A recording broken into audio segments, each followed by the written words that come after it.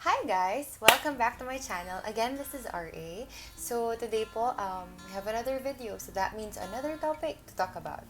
So yes, today po, I know this topic will be a very good topic because this is so relatable to all of us, no?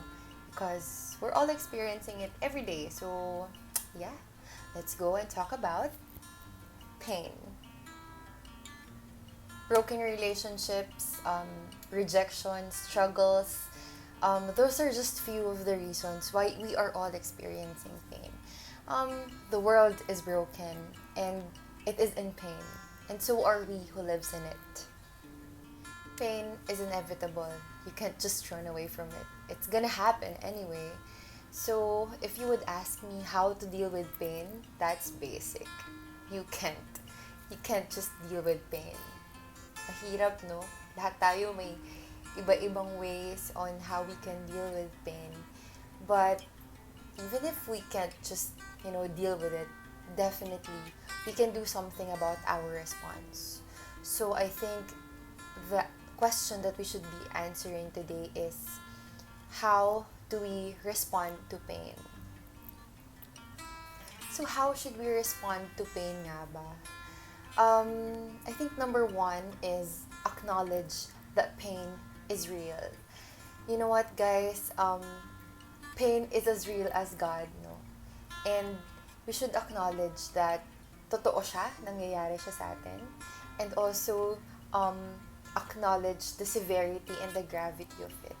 It's not just a mind problem or some emotional distress. It's actually beyond that. And it is real.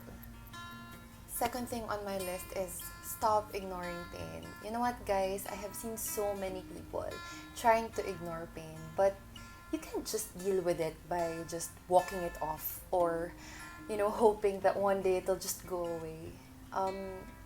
Pain goes deeper. It lasts longer. It creates destruction. And if we ignore it, we keep ourselves from having peace or experiencing peace. Pain is ugly. And the more we ignore it, the more we put ourselves into trouble. So we have to face it head on. We can also respond to it by stop pretending it's okay because it is not. Okay? We are all pretentious people. We know that we are in pain, we are shattered, we are broken, and we are devastated. But then, we pretend that we are okay. Diba? We create faces and facades na we wish were real. Guilty as charged. We post all smiles on Facebook, on Instagram. We even post Bible verses, no? And, yung mga uplifting na mga quotations, those were actually our way of pretending that we are actually okay.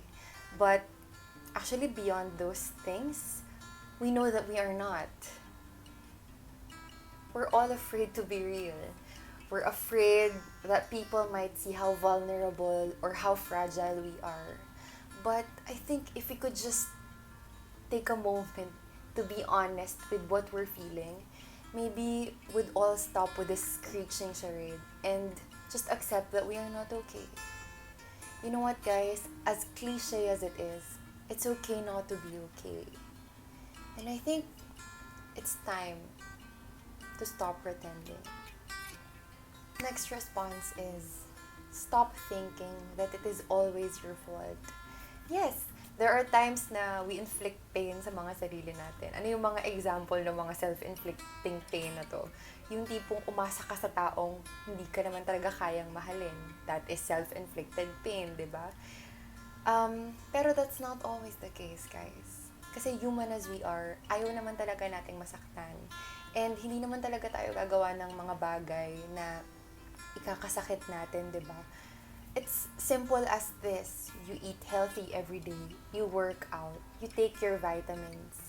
Pero that doesn't exempt you from having sickness pa din, di ba? Why? Because the season is changing. And that is uncontrollable. Hindi natin makokontrol yung mga bagay na yun.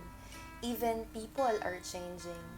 Even their words. Hindi mo makokontrol yung mga sasabihin nila towards you. And those things, yung mga changes na yun, yung mga masasakit na salita na yun, hindi mo yun kasalanan. 'Di ba? It's just so happened that everything is changing. So, wag mong sisihin yung sarili mo. Stop blaming yourself from all the pain na nangyayari sa buhay mo. It is not your fault. We can also respond by remembering and accepting that no words can pacify our pain. You know what, guys? There's no amount of words that could make it all go away. Sometimes, a hug and a company is much more needed kaysa sa mga words of affirmation.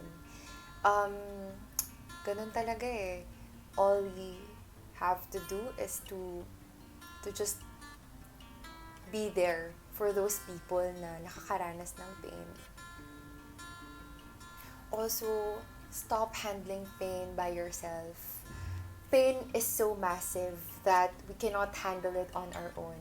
That's why God gave us families, friends, communities, and even Himself, diba? Allow these people to help and minister to you. Allow them also to do the work God has assigned for them to do. Pain pushes us to our limits, and we can't fight it by ourselves. We need the people around us. And lastly, do not lose your hope in Jesus. Let me read this verse to you from Romans 8:18. It says here, I consider that our present sufferings are not worth comparing with the glory that will be revealed in us. The only person that could make all this pain go away is Jesus Christ Himself. And if we have put our hope in Him, even in pain, alam ko that we can experience peace and joy because we have Him. You know what, guys? We experience pain for a reason. It enables us to trust God more. It causes us to level up our faith in Him.